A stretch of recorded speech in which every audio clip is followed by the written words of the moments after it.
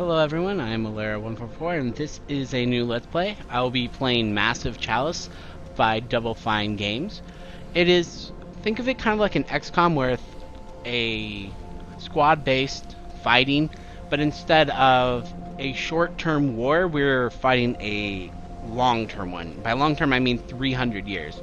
So instead of just having good soldiers, we're going to try and have good families that continue on.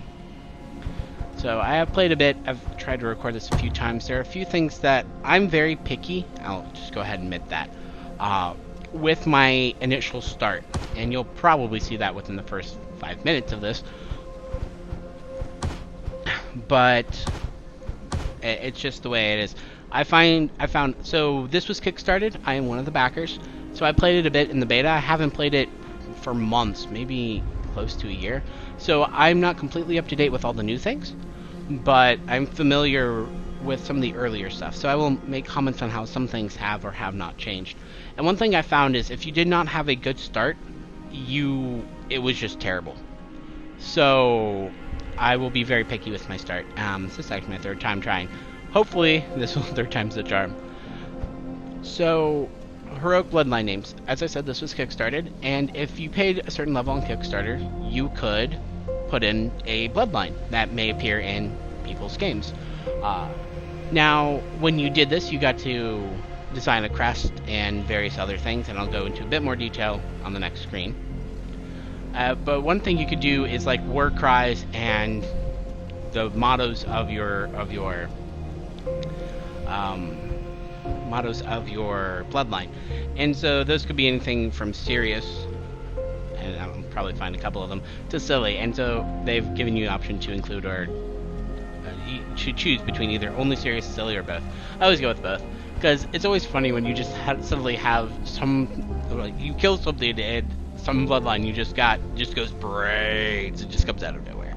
I would actually be surprised that someone's death cry is brains. I haven't seen it, but backer relic. So relics are pretty cool, and this is just something, a little bonus for being a backer. And I'll explain a bit more later. I'm going to go ahead and put it in. I'm going to put it on normal because I haven't actually beaten the game, so I don't want to put it on a difficulty that I won't actually be able to finish.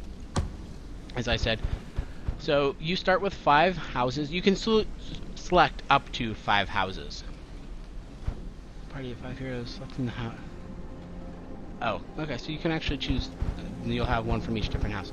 Right, so your party is 5 people. When you go into battle, you have a squad of 5, and you can select the vanguard that you want. I'm not actually going to choose this, but I just want to highlight some of the things that you can do. So, when you chose a house, you had a selection of colors. There was, I think, about a dozen, and then a bunch of different symbols that you can mix and match. And people got really creative. So this one just chose to use, I think that was the lion one. The earth gives us relevance. So when you choose it, you chose the name, of course. Ingvar, really. The keep name. So if you settle a person, you have a castle, and that's the name of the keep. And then you can you chose the name of the founding male and female. Here's Ingvar, and Barbro, Ingvar. And then you get a motto and a battle cry. So this is be relevant. So most of these are look out from below. We whine none.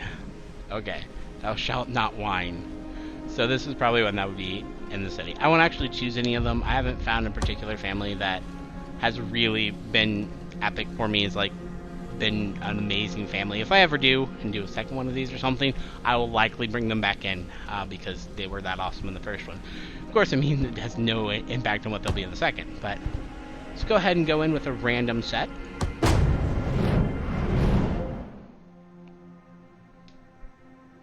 It's taking too long. Patience. Patience? I don't see what patience has to do with this. It should have happened by now. Life keeps to its own timetable, not ours. Oh, doesn't stop us from trying. Good morning! Your ruler has risen. Rejoice, and let bellow the horns of birth. Immortal protector of the nation, progeny of the great bloodlines, master of strategies, eternal conductor, and forger of matrimony. We're here to advise you on how to handle ruling and commanding. Every time. The horns of battle! Fine, we'll have to do this later. The cadence is attacking. Heroes, jump in! The ruler will be with you shortly!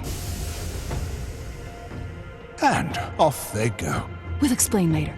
We just need you to take command, because our citizens, understandably, find it hard to trust a giant talking chalice. We are not just a giant talking chalice. But the nation will listen to you, because you're of their blood. Forged from the bloodlines of the great houses. Oh, and one last thing. Unfortunately, the bloodline ritual that was used to create you also bound you to us. So you can never leave the throne. But do not despair. You can still command your heroes. Look inward, and you will find that your mind can follow them anywhere. May the horns of battle carry you to victory. They like their horns. Those are the two voice characters in the game. There are two sides to the Chalice that you just saw, the namesake of the game. You have the man who is very serious, very into, and like believes in all of this, and then you have the sarcastic, witty female. I love them. They're pretty awesome. Athena Bloodley, that's a nice name. So let's go ahead and introduce, well, before that. So there are 5 regions that have an inner and an outer, and once we fight this battle, you can see them a little more. Each one has their own unique mechanics. So this one is one that looks kind of like a swamp, and I'm not sure if it'll be in here, but in the outer area, then you have like grass that you can hide in that increases your evasion. But first, oh great, we got a caberjack with it. That sucks. Oh well. Let's look at our people. Oh, crap, no siblings. I have not. Well, we'll see. So she is nearsighted and quick. So every hero has 3 things to consider: traits, personality, and status. Status is just the age. She's over 26, and I don't know when it turns into old age. I'm not sure exactly. Maybe 50 or 60. So 3 ages: young, middle-aged, and old. For young, you have increased dexterity, increased fertility, and lowered intelligence and intuition. Intuition is the research stat. Prime age, as you can see, hit points and strength. Thankfully, they don't start you off with any old people. I say thankfully because that would really kind of be debilitating. They get increased intuition and intelligence, but I think they probably lose strength or something. It's been a while. So traits, these are things you're born with. So she is nearsighted, so she can't see as far. That's really not that bad for most characters, because unless you're fielding an entire party of nearsighted people, chances are somebody else will see them. She's quick, which is amazing, especially for a caberjack. It's really helpful. One second. Sorry about that. Personality, young at heart, is actually for her right now. That's amazing. Caberjack is the tank class, which kind of makes them terrible, but I'll get to that in a second. So having her stay, quote-unquote, young at heart by that prime age is great. She will never lose the bonus to hit points and strength. Nervous is bad. Cocky is bad. But that's kind of what you get. Usually your starting people don't have a great mix of stats. And kind of sucks. I don't think I've ever had a backer. In the numerous games that I've searched, because, as I said, I'm very picky. I almost never have a backer with a sibling, which really, really, really sucks. So, go ahead and look at that now, since I'm talking about it. The relic that you get belongs to a bloodline. So if I want to keep it with the bloodline, I have to settle her, and I have to make her a lord, and that means I lose the relic for that time, and so it doesn't actually improve. These damages, I think I saw another caberjack. Let's take a look. We do. This is a caberjack. They hit things with a caber. Sometimes they hit hard and put things down. Other times they hit not so hard and just knock things out. That's all you're going to say? Simplest way of life there is. Caberjacks. Profound purveyors of violence. Okay, so if you look... Ooh, actually it's a little better. 5 to 9, 5 to 9. You can't crit. I believe only relics can crit. I think that changes some as you get better weapons. This is already better. 7 to 13, 15% chance to crit. Not just huge logs. Yeah, so that's actually something I love. They didn't use like a normal melee tank. You might think a sword and a shield or something like that. No, they just give them a giant log with handles. That's what you go into battle with. Not just huge logs. Prominent melee weapons. They're also huge logs. So yeah, that's pretty awesome. Take a look at him. Ooh, it's a mix of good and bad. Bountiful is awesome. So, of course, as I mentioned, you settle some people, and then they can have kids and continue on bloodlines. Bountiful helps with that. The more kids you have, the more options to have really good ones that you can choose, or to marry to other people, or set up other things. Reveler is bad. He's hungover, so that's terrible. He's young. I guess 26 wasn't quite the cutoff. So, as I said, increased dexterity and fertility, decreased intelligence and intuition. So, honestly, his HP is taking a huge hit. I kind of wish he was just a tad older to get out of that. But Bountiful is good. He has a sibling, William, nearsighted, impressionable, and sickly, who is god-awful. Oblivious, Reveler, and Reckless. So, absolutely garbage. Which is not a good start. Let's make sure, okay. Here's our Hunter. Hunters are the best class in the game, or at least they were in the beta, early beta, and I doubt that's changed. Definitely not for my playstyle. Maybe Alchemists now can compete with them somewhat. But Caberjacks earlier, just awful. Impressionable, personality changes, that's great. That's terrible, and that's great. So he's actually really good. Hardy is great. It's just a boon. And Primate, would have loved him to be a bit younger, extra dexterity, but he's pretty good. We looked at him. Here's one of our alchemists. Nearsighted, dim-witted, and hardy. So she's useless as an alchemist. Might marry her to someone if I keep these. Rebel and Flincher. And Pen Borzis. Bountiful, nimble, and quick study. This guy is amazing, but not as an alchemist. I'd want to marry him into a hunter household. Her, actually. Rebel and Avenger are okay.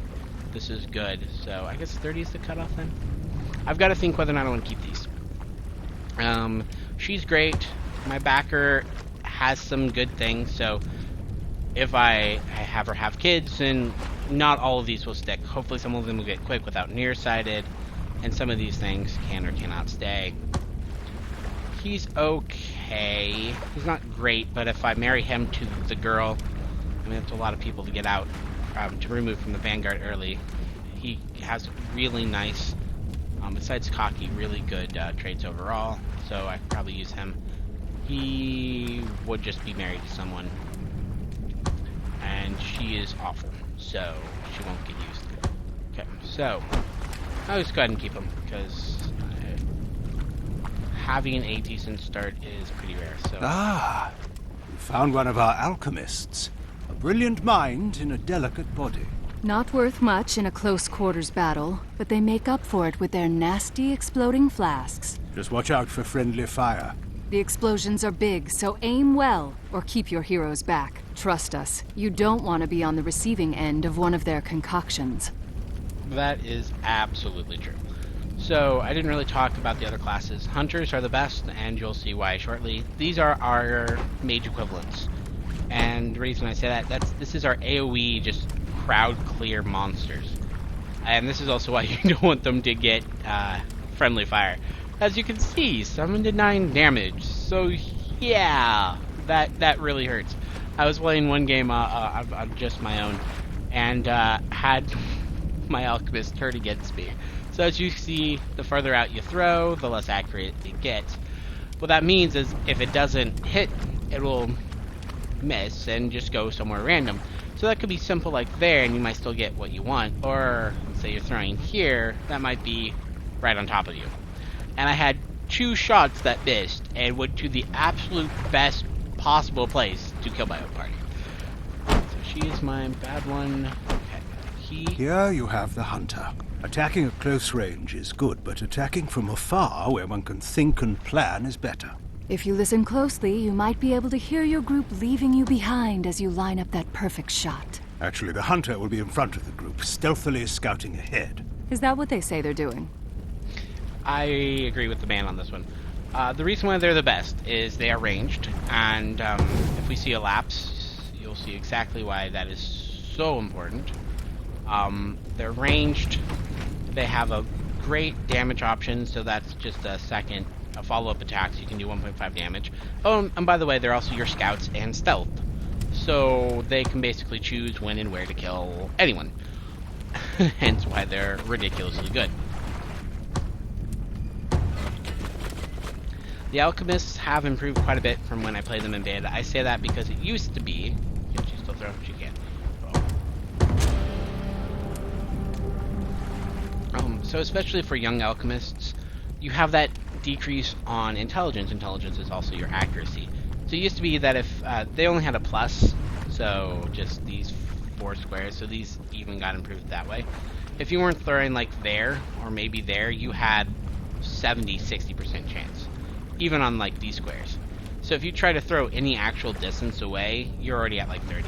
So you just really couldn't hit anything, excuse me, without leveling them. But how do you level them if you can't hit anything? Their basic attack is melee, and like any good mage, they are squishy. They just fall over. So that kind of really hurt them. Later, they are massive. Like, I mean, you saw it right there. They also get some really nice abilities. I don't want you to start. Say something. You're my breeder. You're just gonna go make somebody else have lots of children.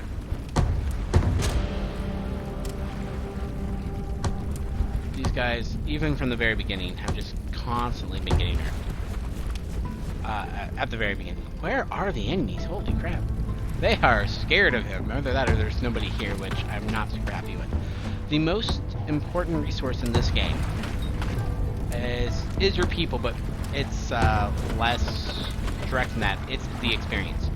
You only get so many fights. Oops. Tab, but I guess I didn't get to move here. So any experience you waste is stuff you can't get back. Anyone who dies, of course, is something similar. There we go. Well, you saw her for a second. Those are one of... I haven't triggered her. I don't want to get up too close and be seen, because those guys are nasty. Oh, awesome.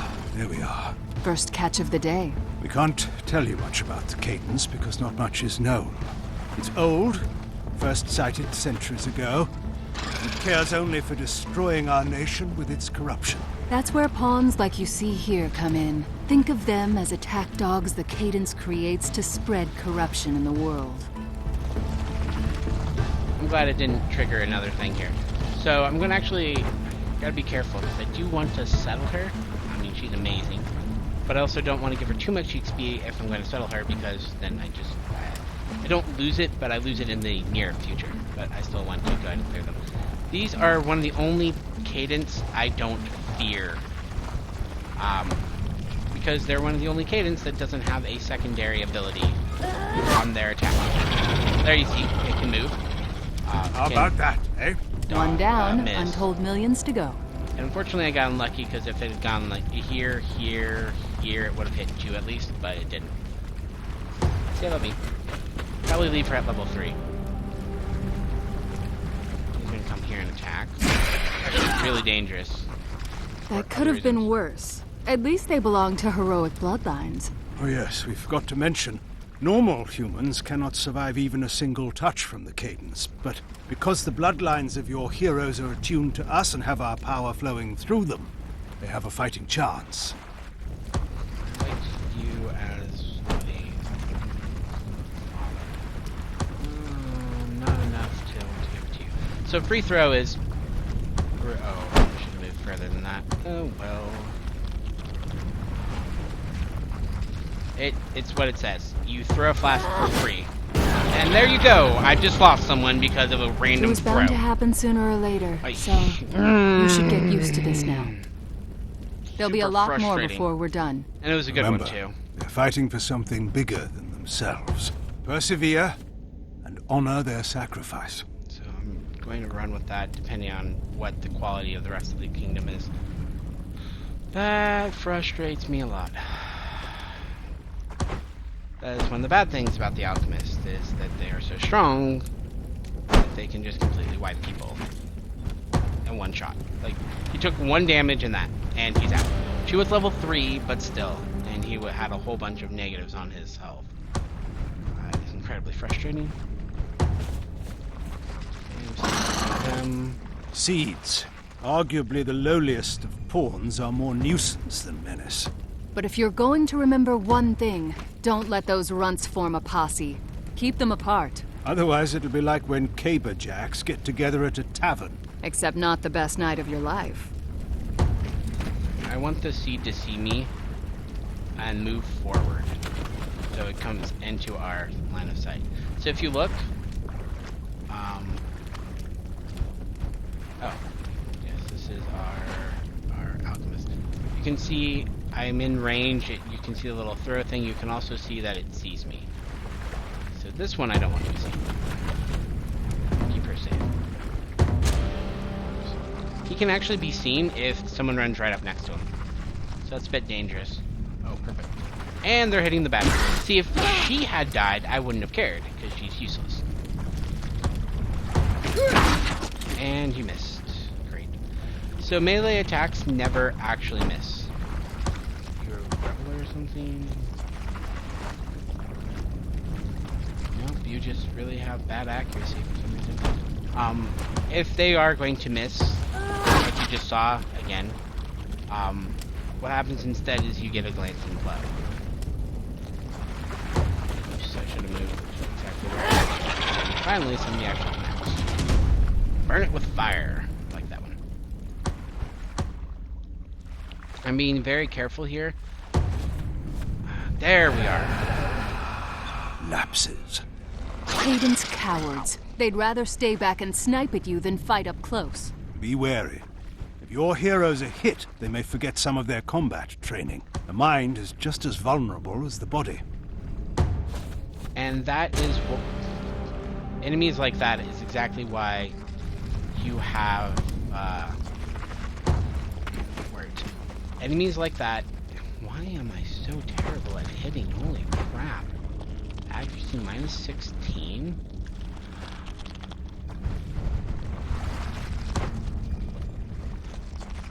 Oh, nervous. Okay. That would be why. Nice! Is that a crit? Nice! And there's our relic. Also, if you go look at it real quick, it's got the XP itself. So lapses give you 150 XP, so not too shabby. Pretty nice. I mean, compared to seeds, which is 60. But if they hit you with their ranged attack, they will steal 150 EXP. So in other words, if they hit you once, they are useless. I mean, you will not gain anything from them. So hunters can get into range of them. Oh, and also, are you? Oh crap! You're kidding. Really? Yep. Now I've lost it.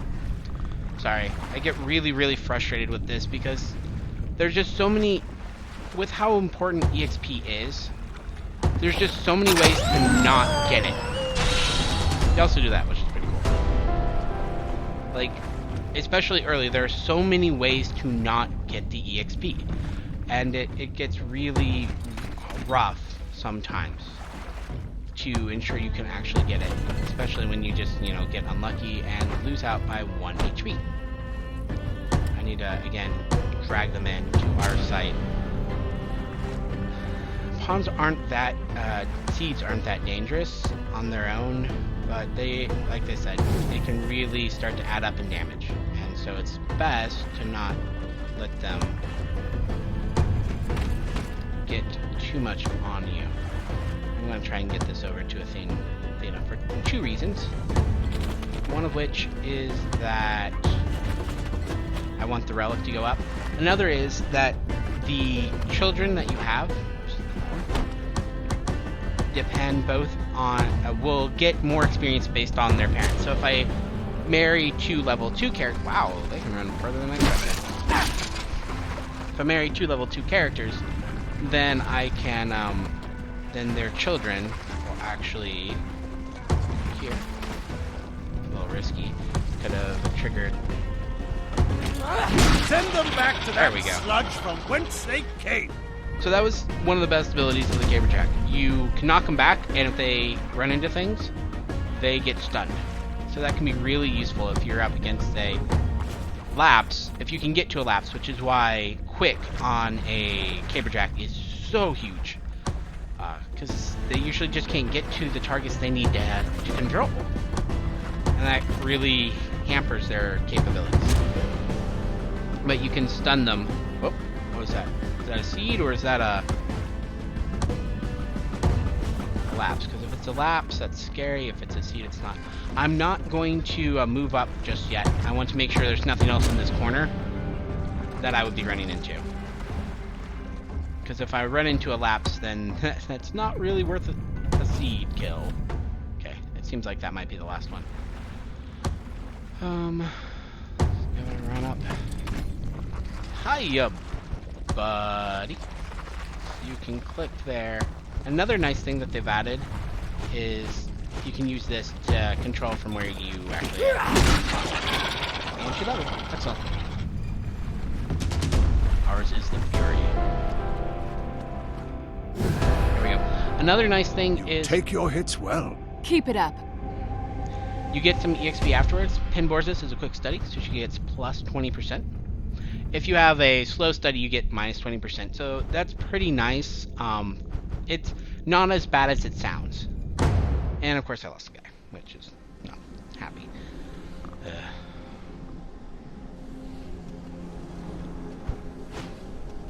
So, this is the land we're trying to protect. Oh, we actually saw, yeah, and someone died. We have the inner lands and the outer lands, and I believe they share the same characteristics. So this is where we were. This is the foresty place. So this one will have like the reeds, and you'll see in the other ones their particular thing. So the inner ones are safer. The outer ones give you extra bonuses. So as you saw quickly there, so local Crucible training plus training XP. So I'll put my Crucible here, and any children who train there get more experience from it. Here we have Caberjack Strength, which would be nice. Hunter's Dexterity, which is huge. All heroes kill XP. Holy crap. And local guild research. So these aren't all the ones. So couple that aren't seen here are Alchemist Intelligence up and Construction Time down. But I think the very first thing I'm going to do, the two I want first are this and that. Which I don't really like Cabers, especially not early. Early they are really, really bad. So we will have to just deal with that. Okay, first thing I need to check is classes. Did I get another crap roll? Almost, not quite entirely. Hardy, Child Tendency, Daughters, and Slow, which is terrible, but I can deal with that. The first two times I did this, I had one hunter, which means if I wanted to settle a hunter, I would lose all of my hunters, which means I lose best class, especially best class early. You saw the lapse. The other early enemy is a Baneling, basically. So, as you might imagine, they also have huge range, so if you can't see it coming, it's going to roll and explode on you. The damage isn't huge, just like the lapses damage isn't huge, but the loss of EXP again is so big. Because if you don't get your heroes leveling, that's just a snowball that keeps rolling, because if your heroes aren't getting levels, then your sons and daughters are weaker, their sons and daughters are weaker, and it just really starts to be harder to keep up. Very first thing we're going to do though is build another keep so we can settle a second family, and we're going to do it here. Holy crap. I don't know how much that is, we'll have to see. And then we're going to settle our first family. So usually the things I look for are great traits and fertility, because I want a lot of children. A lot of children means more options for good ones. But in this case, I desperately want to keep that relic, even if it means I'm going to lose it for first 5 or 10 fights. She has to settle now. So we have Agarez Anonical. So there's also, each class has a set of skills, and if you marry 2 different classes together, you'll get a combination of those skills. So we have a Caberjack, If we marry them to an alchemist, we'll get a blast capper. Caberjack, you get, of course, caberjacks, and not that we will, but if we marry them to a hunter, we get a shadowjack. I've never had that. So when I was playing, we didn't have these options. Nearsighted, bountiful, and child tendency daughters. So one thing I don't want is probably to marry him to her, because they're both nearsighted. So let's avoid that for now. Unfortunately, everybody else is average. Nearsighted as well. And sickly, so you're pretty garbage. Impressionable, quick study is good. Cocky, pack hunter is also good. Sluggish isn't so great. Hawk-eyed, that's great. Strong-willed. Pessimistic and tranquil. I actually really like pessimistic. It's interesting. To me, optimistic is a bad trait here, and pessimistic is the good one. And here's why. So pessimistic means I'm not going to hit. And there's no way I'm going to hit this thing. So you have a better chance than what it says. Optimistic is the opposite. Yeah, I'm totally going to hit this guy. I've got this. Don't worry. I once missed a 100% shot on an optimistic person because it wasn't actually 100%. So I had to laugh at that one. That was pretty entertaining. I'm not so happy with child tendencies just because that does mean that you kind of lose out. But I'm going to go with him. We'll still have pure cabers. That's not terribly clumsy. He's pretty bad. Doing this as much for others. Hardy, child tendency daughters. So you're going to be my new one. It's pretty bad. Hardy, that's not bad. Nothing really bad about him. Pack hunter's good. Alchemist is pretty terrible, so I might put him on the front lines. Because nothing that he has personality well isn't bad. He will be settled second because he's got great. I almost wish I could turn him into a standard, but impressionable bear strength. This would be huge. Oh, dang it! I wish you were a man. You can marry same-sex couples, which I think is really nice. The problem is this: no chance for children. They've actually done something in the newer ones and the updated, which I think will really help this. So we didn't have a choice here. The next time we fight, we'll have a choice of 2 places, and each one has a unique benefit. In the early beta, it was almost always increased XP, or you might get a unit. Now, the little bit that I've played, it seems a lot more you have unit or child. So that really helps, because if you want to have them adopt children, then you can, but you have to spend the Chalice on it, which is a big investment for a single child, and it's every couple of years. So it's kind of it's not a great option. I think I'm going to... I don't really want to settle her. I'd rather settle my alchemist or my hunter to get those children going, but I really want to... Which one was it? It was you, wasn't it? Hawkeye, yeah.